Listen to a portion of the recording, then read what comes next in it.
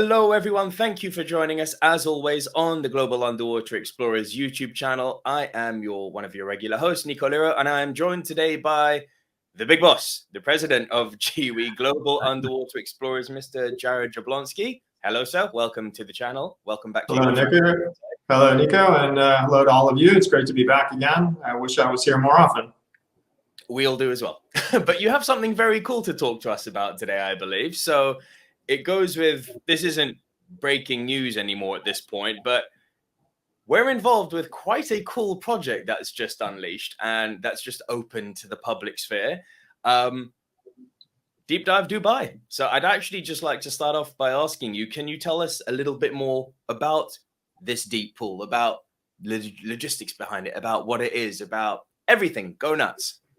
Absolutely. So it's been a pet project now for quite a number of years that has been a sort of unofficial secret in the community. You know, it's something we couldn't really talk about openly, and we've all, those of us who've been involved in it from the beginning, have really been ready to get it out there and to talk about it. So now it's nice to finally be able to refer to it in open context, and it's just really it's one of the coolest things that I've had the opportunity to really design, build, and be involved in.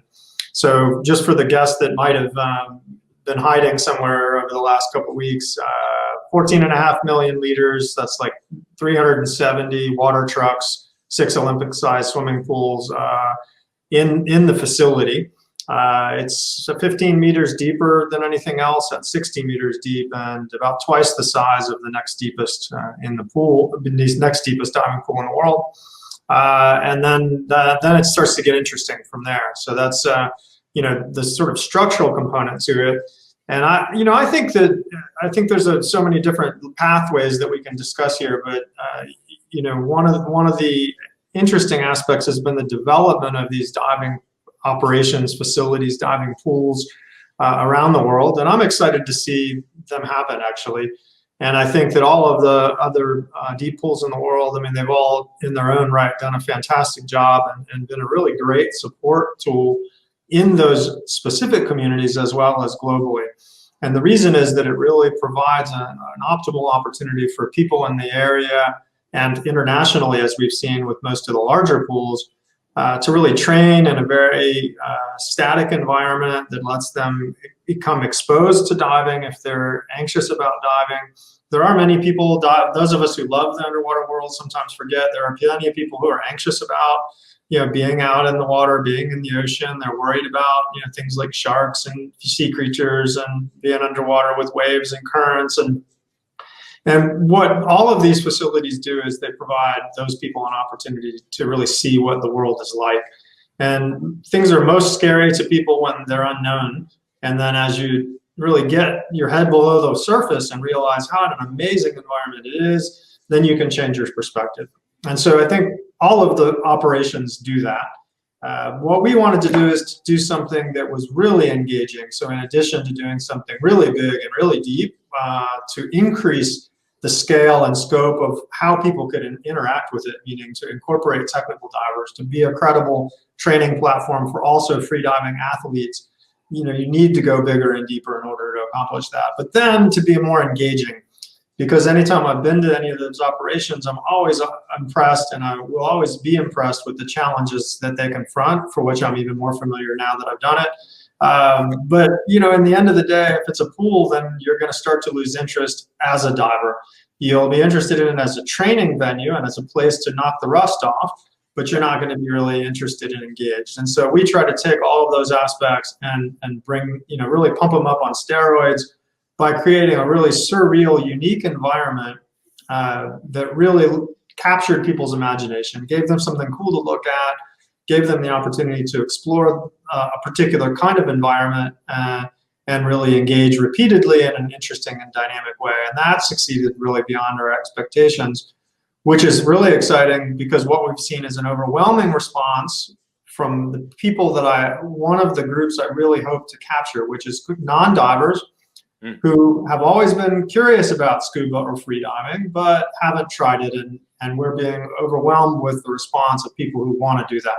And as someone who loves this sport, who loves the aquatic environment deeply, and it's been my main passion for the vast majority of my life, that's really encouraging.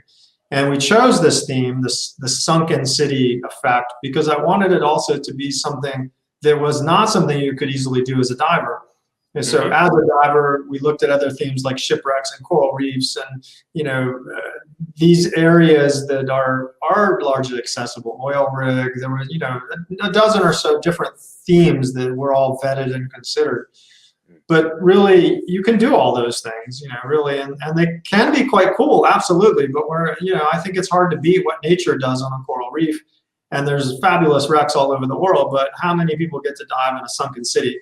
And so that really kind of can capture your imagination and really be unique and interesting in its own right. So, that's the kind of general scope of it. And I think that it seems to be successful in that regard because people seem to be just over the moon when they get the opportunity to dive into it, to explore the environment. There's a whole series of places to explore. So we try to create a lot of different areas.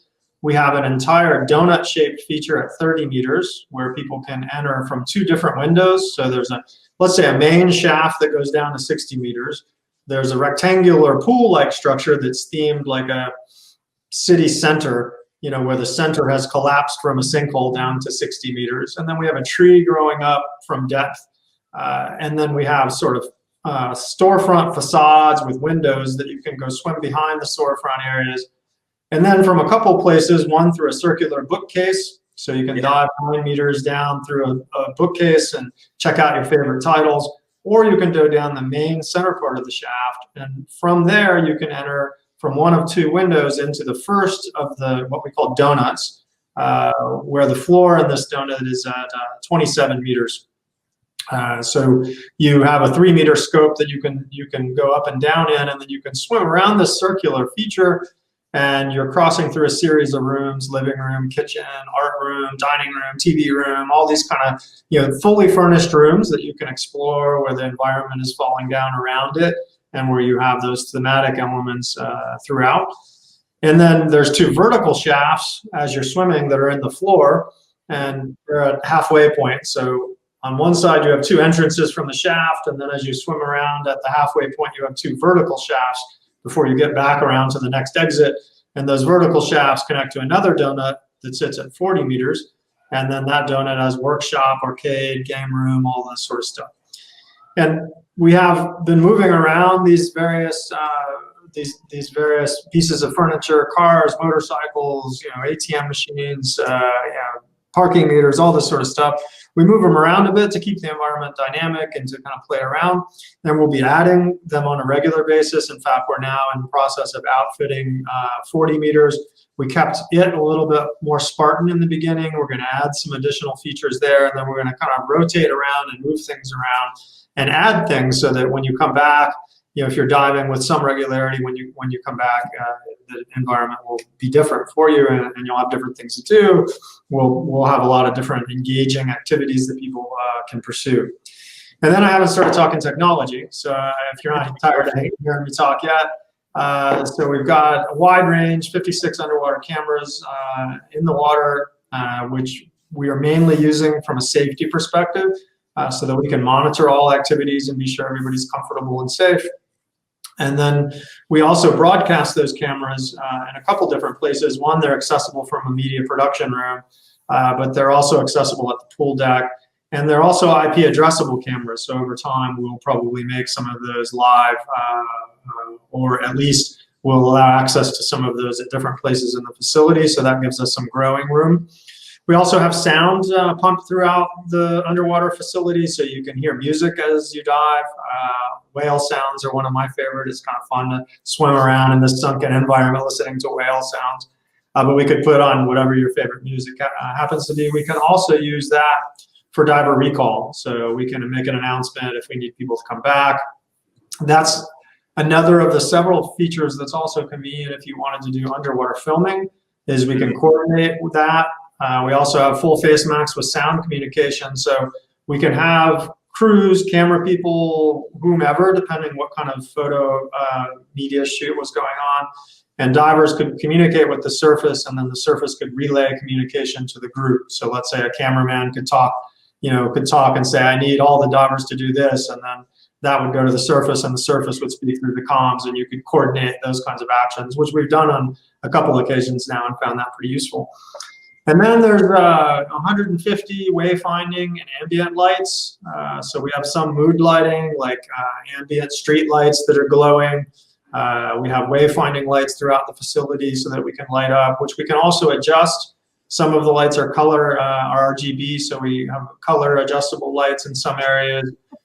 We can tune those lights up or down, so we can bring the intensity down. We can raise a series of blackout blinds throughout the facility, so that allows us to darken the facility and create a nighttime kind of environment, which we could make sort of more like moonlight or more like very dark evening throughout the facility as well. So it gives us a pretty dynamic environment, which allows us to control for fun, engagement, specialties, media, all those sort of various venues.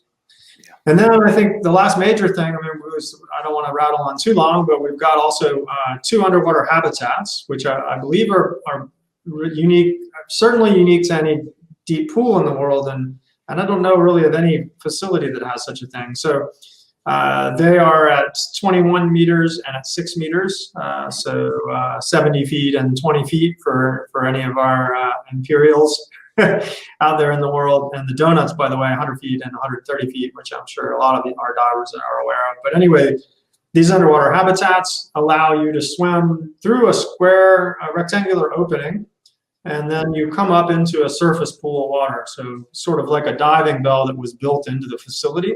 Yeah. But then when you come up into that surface pool, you can turn around and look through 2 large circular windows and look out into the facility. You can also climb out of the water with your tanks on, or take your tanks off and then climb out, and there's seats that you can sit up in and chat and relax. There's surface communication there, so we have real-time comms.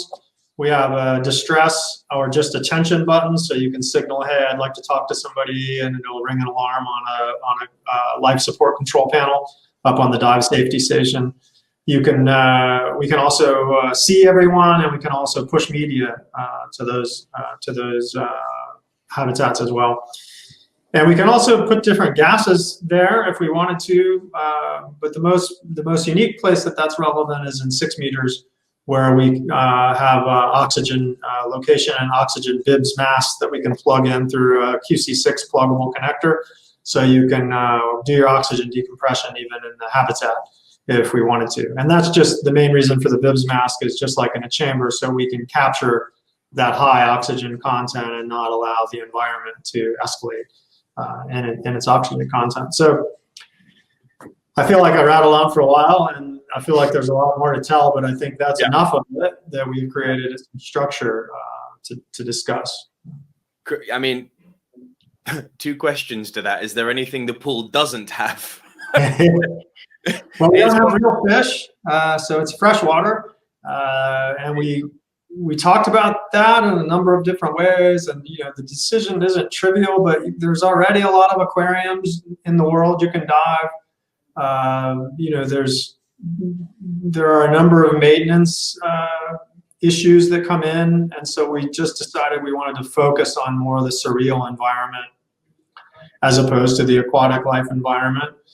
And I want to touch on sustainability, because it's been a question in a few areas, and it's very important to me. And I also even fully embrace some of the anxieties that people have brought forward, and I think it's just only fair to be aware of those and to acknowledge that we're aware of them, and then I admit that that's a reasonable question to ask. So that was another of those discussions, meaning yet another aquarium, which is yet another kind of zoo-like environment, which has yet another aquatic cost to it, because let's face it, fish don't do as well in captivity as they do in the natural environment. Correct. And I think there's a reason for it. I think people have very different opinions about things like zoos and aquariums, and I actually understand both sides pretty well.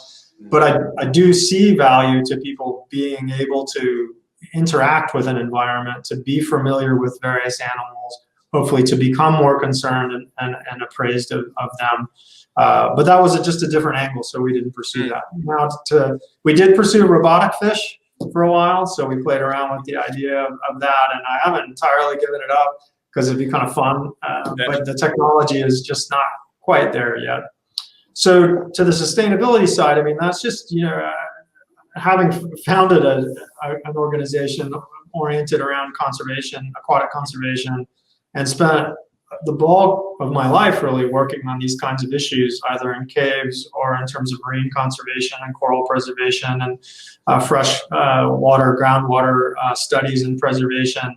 I spent a ton of time in those arenas and still do. I think it's reasonable to say, for people to say, this is a lot of natural resource, devoted in a particular area. And I agree that it is, just like almost everything else we do in life has a pretty meaningful sustainability factor. And I think that, honestly, we're doing everything we can to try to balance those issues. We are very deeply concerned about them. We want to use this location as a heavy training arena. We're in organized talks with a number of conservation groups. HEPA is the local one, where we really want to use this venue as a way to educate people about the environment, about the need to protect it, the need to extend and conserve it, and to try to work on a lot of those initiatives ourselves. One of the reasons we brought in a marine biologist as one of our dive guides and instructors is we're organizing now regular school visits and regular conservation training sessions, where we plan through a variety of different ways and different versions of curricula to work within that environment to try to help educate children, and also to bring a number of noteworthy conservation speakers here and to work on a number of programs broadly. The pool itself, once it's built, I could argue is sustainable insofar as it doesn't use a tremendous amount of resource. So part of the benefit to the pool in this area is we don't really have to do anything to keep the water comfortable. So groundwater temperature is already pretty darn close to the 30 degrees Celsius that we keep it. We use solar panels actually to cool it a bit. So we're using solar energy as a way to allow us, what adjustment we do make to the water temperature is done through solar. We've worked tirelessly to ensure that our evaporation rates are incredibly low. So we have very tight control over the surface conditions and to maintain very limited evaporation. We almost never really have to add any water to the pool. And the pool, once filled, really just continues to circulate and be cleansed. So we don't need to exchange and dump the water or refill it. We fill it once, and then all of the water, the 14.5 million liters, pumps through 6 large industrial municipal supply pumps that pump all that water through a NASA pioneered technology, first through volcanic rock, then through 2 ultraviolet reactors that cleanse the water, and then ozone is injected into the water, and then there's a copper-silver system, and at the very end there's a tiny bit of bromine in the water, and that's really from a safety perspective, just to manage the water when it's not going through several of these other systems. So it's minimal transit time, but it's a very small amount of bromine. There's not chlorine used. There's very little in the way of chemicals that need to be used. So we spent quite a lot of energy, time, money, energy, scoping out a system that would be minimal in terms of its ongoing environmental impact. Freely acknowledge that, of course, anything we build has some kind of environmental impact. But we hope to develop it and build it and then maintain it in a way that was not problematic, or at least minimized as much of the environmental impact as we could. And then to use the facility as a way to introduce the splendor of the aquatic environment to as many people as possible, and that's what we're in the process of doing. Yep. Educate all those people to the best of our ability to be sure that they were conscious of the environmental concerns in the natural environment. And then, of course, to train people ideally to a high standard in an environment where they can't damage anything in the marine ecosystem. So being able to train an environment where you might, break the windshield wiper off our Mercedes prop car, but where you're not going to damage coral reefs, and hopefully get people and get the community engaged to be conscious about these issues before they get out in the natural environment. So I'll shut up again and let you ask some questions. Yeah, no. So the pool's basically got all the toys. The big takeaway that, I mean, for a lot of, I guess, entry-level recreational divers, for me, is going to be is that lack of chlorine. Aside from all the wonderful toys you've got, it's just you come out of that water feeling so clean. It's wonderful. But Yeah, I mean, it is nice. No smell, no itchy skin, no yeah, eye bothered. You know, when the free divers are in here, that's a big issue as well. A lot of them doing training without masks on. You know, just such a nice environment to practice all of that. It doesn't replace the ocean. I mean, and so those of you wondering, you know, absolutely, people can do their training here, and people could even get certified here. But we absolutely acknowledge that if you're going to do active diving, you still need to get out in the natural environment. But Dubai and many, many, many places in the world don't have easy access to convenient training or diving locations. They're usually several hours drive or more for many people. And so putting something in a high population area that lets people engage and see how much they're missing, I think is an important part of what we can do in the industry. No, it is. I mean, and that kind of leads nicely into the next question I have. You've touched on this briefly and alluded to it, but how did GUE become involved with the actual creation of this pool? Like, how is the organization involved beyond just managing it now that it's done from, you know, zero to hero? How did that involvement happen? Yeah, I got involved in the early phases as a consultant. So I was first personally involved, and I was solicited, I think, you know, really in the end, because they're a big priority from the beginning, before the first shovelful of dirt was moved, was to maintain a high degree of safety. Yep. So everybody said, we have to be sure that if we're going to do this thing, that it's safe. We have to do this thing in a way that maintains a sustainable footprint to whatever extent we can, acknowledging the difficulties, but then to maintain a sustainable footprint, and then to use the facility in a very effective way to integrate with the environment and integrate with the industry locally and internationally in a way that would take the best advantage of it. And so I got involved through my experience in manufacturing. Actually, my family, you may not know Nico even, but my family actually was in construction for many years, so I grew up around it. So I'm familiar with it, familiar with retail, familiar with manufacturing, familiar with training.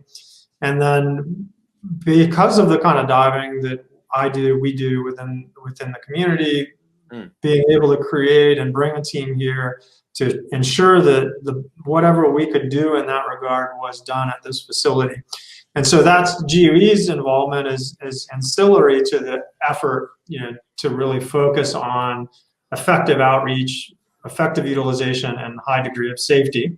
So GUE has no stake in it. I mean, it's a nonprofit company. It's only here because people here are GUE, and as such, many of the people here who have some affiliation at GUE and other organizations as well. So it's not, you know, it's not limited. There are a number of agencies that will be and are taught here, but our involvement is through those means, and our goals are to utilize the facility in the same way that we've been discussing. So to work with other groups, other agencies, the local industry and the international industry, to try to really just expand awareness. Yeah. And so, I mean, given the organization's involvement, you've also just alluded to other organizations as well. So is this pool just for technical divers and free divers, or is it literally open to all scuba divers?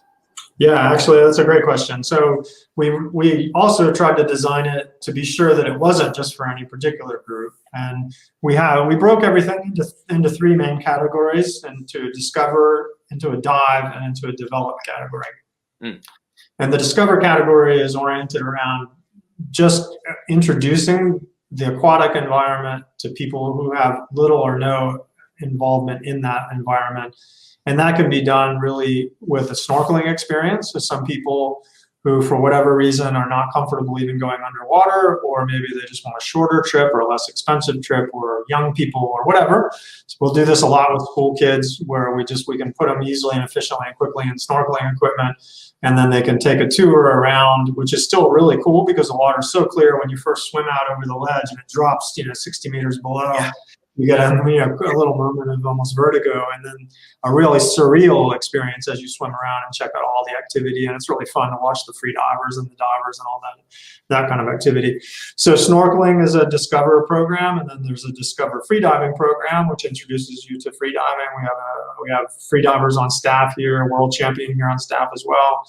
And then a Discover Scuba program that allows you to try scuba in, another, again, in a really dynamic environment. So those programs are all built around just introducing people to the sport and so let's say the environment being underwater, the facility being the sunken city, and then the activity, which could be scuba or free diving or just snorkeling.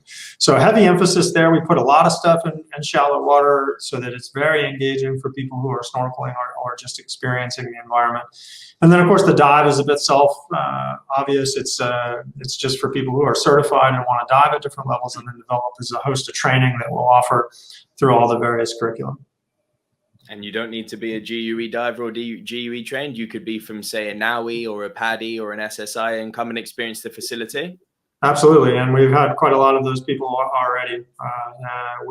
We've just been working on tweaking the customer journey. We've been doing a lot of media dives, finalizing the pool. We really wanted to try to have everything here as ready as we could. I mean, I think it may never be done. It's like mowing the massive lawn. You're always working on something, right? But we wanted it really. We really just had the finishing touches to put on. And so we wanted to bring a number of media personalities and really also people from the community just to kind of try that out as we kind of frantically get ready for the opening. And when is the grand opening meant to be? So we're slated to open by the end of the month. We're planning to be taking open bookings the 28th, which is 10 days away. So nothing before that. I expect that we'll initially there won't be nearly as many booking slots as we will open in the coming weeks and months. So we're in the process of expanding those, and the expansion of those slots is under a number of different areas. First, we're training more of our staff to be available, and then we're developing partnerships in the local community, and that will be a big key to opening a lot more diving activity, and that will happen soon. We've already started to bring in some of the local dive shops so that we can get familiar with each other. And one of the safety parameters we established was, and I want to emphasize this because some people will take it personally and it's just really not meant to be in the slightest, but everyone who comes has to do at least the first dive with a guide. And so that's mandated for everyone, no matter who they are, from where they are, from what agency. It's not a, we're picking on you kind of thing. It's everyone does the first dive with a guide, instructors, divers, everybody. And then our goal is to make sure they're familiar with the facility, they know where everything's at, they're comfortable. Those guides are very skilled, friendly, amazing people all in their own right. Yep. And they will hopefully be able to provide a real value to the people that they're with. So I expect a lot of people will want to dive with the guide because they'll be able to offer video support and tips and tricks if people are looking for that sort of stuff, or just a lot of fun working on your bubble rings that you might want to blow. And the people, after they've had some exposure, so at least one dive, maybe a couple dives, and they're oriented, and we're all on the same page in terms of safety procedures and policies, and people are comfortable. And if they're regular, frequent divers, meaning that they don't, they're not diving just once every few years, they're diving regularly, then in the future they could come back on their own and dive with someone else, not solo, but with someone else. So that will take the first couple months to get a little bit more open access, and then we'll be seeing lots of people here. And as and when it opens in the next 10 days, where can people actually start requesting to dive? What is there a website? Is there a number? Where can people go to book their slot? At deepdivedubai.com, people can see about the experiences offered, and they will be able to book. Currently, if you go there, when you click book now, it just allows you to input your email, which allows us to send you a note specifically when we open the booking engine. So all the people who have done that already will get a direct personal note from us that says booking engine's open. We will give those people even a little bit of a heads up before we announce it to the public. So those who have registered an interest in it will get priority notification. And then the booking engine calendar will become live on the site itself. Cool. So 10 days and counting. Last question, Jarrod, and then I'll let you get back to the pool. You did mention in this little video that this is kind of an ongoing project. You know, there's going to be stuff added. It's an ever evolving, ever changing experience almost. So with that said, is Deep Dive Dubai going to become almost a second base for global underwater explorers? Our HQ being out of Florida, is this going to become like HQ numero dos? You know, there's enough people here that, you know, it can at least, it might be a bit of an unofficial one. I mean, I can see that, you know, certainly there'll be a lot of GE activities here, as there will be for many other groups and agencies. We're already talking to a lot of people locally about running workshops and training events and instructor workshops here. GE will be one of those agencies that runs activities here for sure. Mini workshops, training events, ITCs will be only natural. I mean, one of the things that's really great about this part of the world is from here, we're more or less 6 hours from 2/3 of the world's population, and almost all the population growth is in this part of the world as well. So, you know, there's just a lot happening on this side of the world, and I think it's only natural that we'd want to be present here and to try to be more accessible for a lot of the people that are further away. If you're in Europe or United States, you have quite a lot of access to the training and the activities. And so now we're just providing one of many opportunities to be a bit of a focal point for people on this side of the world. Fair answer. All right, Jarrod, I will let you leave on that note. Is there anything else just before we leave that you would like to add about the pool or the facility that you think maybe we haven't covered? Yeah, I feel like I'm missing stuff, but I think that's probably it. I don't want to wear too many people out. If I tell you everything, you might not even bother to come. So exactly right. We'll look to, as with many of the groups that we're working on now, we'll be looking to coordinate something. So those of you engaged on the GUE side, keep an eye out, and we'd love to run some kind of special workshop event. I'd like to see at least one this year. So we'll run something this year and put it out, try to see if we can get people here. And we've got enough people here, we can do easily a little workshop. You still owe us a media dive here, Nico. I mean, you didn't take us out. I do. I was thinking, maybe a little cheeky photography workshop, which is a really shameless plug for our series on GUE TV. Which I love, by the way. I'm following that. I'm trying to brush up my photography and my photography skills. I'm looking forward to the video one as well, since I do a little more of that. Coming soon. Watch this space. That's very kind of you to say. I'm glad you're enjoying it. But yeah, have a look at that series on GUE TV, guys. And anything Deep Dive Dubai related, please head over to deepdivedubai.com. Get your bookings in. I've dived it. It's awesome. It's awesome. This is not just a pool, as you probably gathered from this video. So, Jarrod, thanks as always for joining us on the channel. I guess the next time we see you on here will probably likely be on Community Day, right? Well, you know, at least by Community Day. I mean, if you ever invited me a little more often, then I'd be happy to come by more often, but certainly by Community Day. My fault, I apologize. But yeah, if we don't see you before, we'll see you on Community Day. Link for that, guys, is also in the description down below. Please tune into that. Live streams happening all day on our second virtual Community Day. Jarrod, thank you for joining us, and we'll see you very soon. Real pleasure as always.